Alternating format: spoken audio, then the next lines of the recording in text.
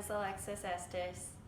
I'm here today to share a mission of healing through yoga and art therapy. So why higher consciousness? Why is my name Higher Consciousness? Higher consciousness is a state of well-being, more than well-being, enlightenment. It's a state of going beyond what we know our surroundings to be and to have fuller compassion and understanding. It's a state awakened through meditation, through my favorite practices of art and yoga, but the state of being is not limited to just that. We have witnessed cultures from around the world who found states of transcendence and unity through ceremony, ritual, dance, and prayer. So this concept is an ancient concept, and I'm seeking to bring it back into our everyday lives because we need healing, and our present day society is so consumed with material goods and commercialism. We're prompted every single second, every single day. There's like a material possession right there before us.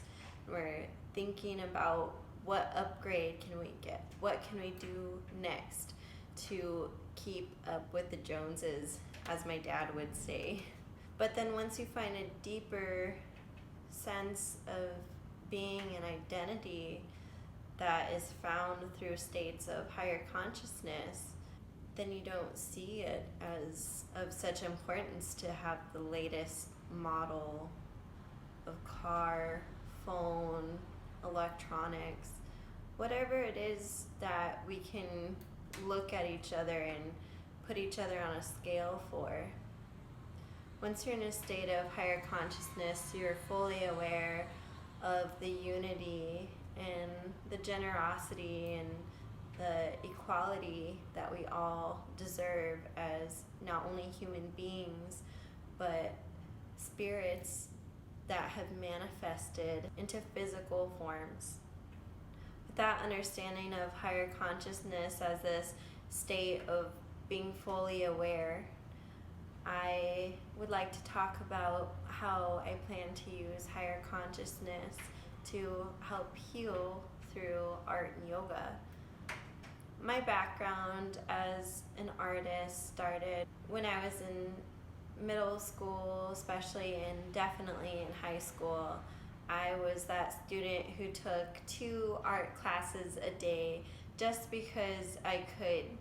I chose to have both like a ceramics class while also taking wood shop and painting all in the same day. Then later on I decided that I wanted to have a better understanding of my culture and a sense of identity that was sort of taken away from me and not really present or available as I was growing up. In my childhood and my years of growing up, I wasn't ever really told much about my heritage as a Lakota descendant. My dad is Lakota from the Lower Brule Sioux tribe, and we lived states away from our family.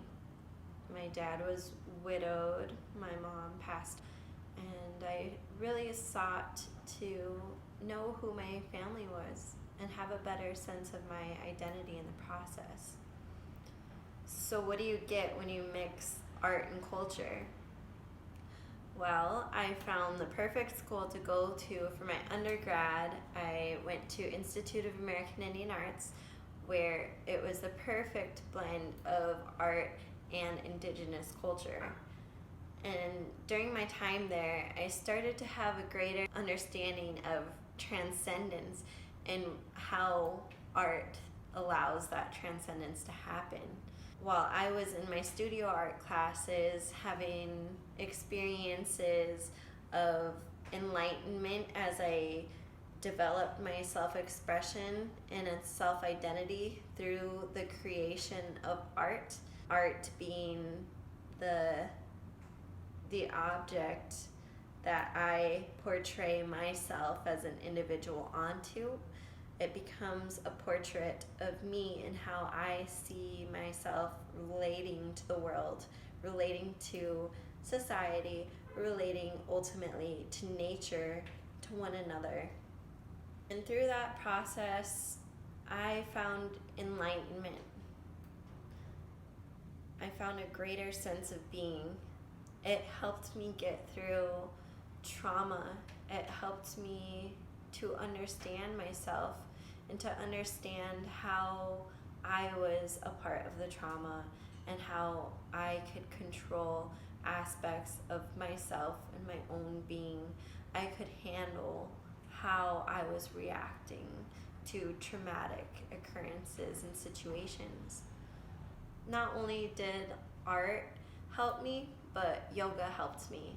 And yoga helped me as a high school student.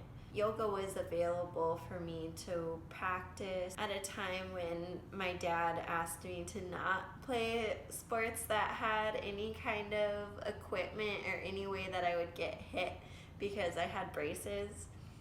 And yoga was a way that I could improve upon myself without comparing myself to others.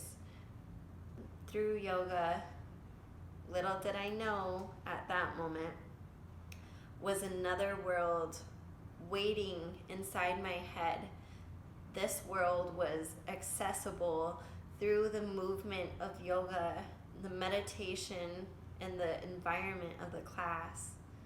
In yoga, you're also able to transcend through this change in the brainwave structure as you're sitting in this environment while you're being prompted to have these thoughts of awareness.